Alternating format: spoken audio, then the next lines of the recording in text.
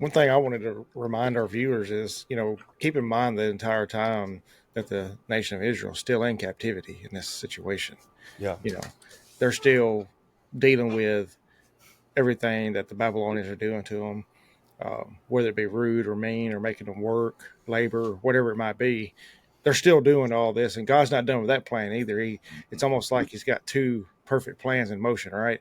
Yeah. He's dealing with Babylon, which, if you read, through the Bible, it seems to be the enemy state. And then He's also teaching the Israelites a lesson through this in the 70-year span. Right? So, because if I remember the original prophecy was it was 70 years they would be in captivity. That's So, correct. keep that in mind as we keep moving through this chapter in this study. It's crazy. This is just a little fun fact. When you said that, this came to my mind. You said he had two perfect plans coming together at once, right? Well, there's 8.14 billion people on the earth right now. And so he's got 8.14 billion plans going together right now. You know what I mean? Yeah. Mm-hmm. It's good stuff. I don't know. I guess the point that I want to just look at this and just anchor on this today is, we need to understand the truth when we're told it. When people tell us something important, pay attention to the warning signs. The hot stove indicator on the stove. If it says it's hot, know it's hot. Know that we need to follow the instructions. When you try to assemble something incorrectly, it doesn't go together right if you miss the instructions, skip a step, or use the wrong parts. And here we see what happens when you disrespect God and His ordinances and the things that He has in play. God is to be respected above all. Go ahead. Here's the flip side of what you're saying too, because I 100% agree with you. But also, don't be afraid to let God use you and disciple people, or be the one that might interpret or show them something. Step out of your comfort zone. We talked about that at church this morning.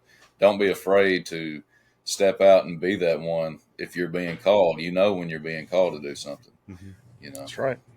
And just like in this story, it just took Daniel in this instance. That he called many people before, but it took one person that God had ordained and called to deliver this message. And it was the right message. It was the true message.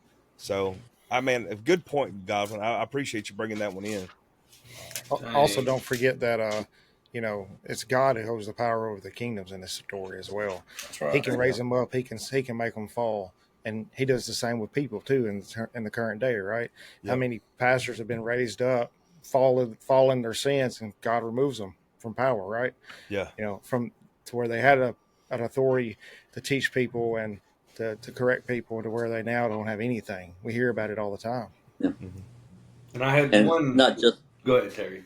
Oh, I was going to say, not just pastors. I'm talking about, you look at elections, right? I mean, Mm-hmm. presidential elections, and you're like, how could this person have won? How could this person win?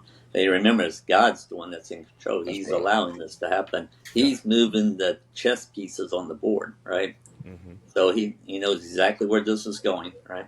So what we need to do, though, is trust God. Amen. Right? Yes, and sir. with, everything that's going, it's like, okay, this is crazy, but I trust you.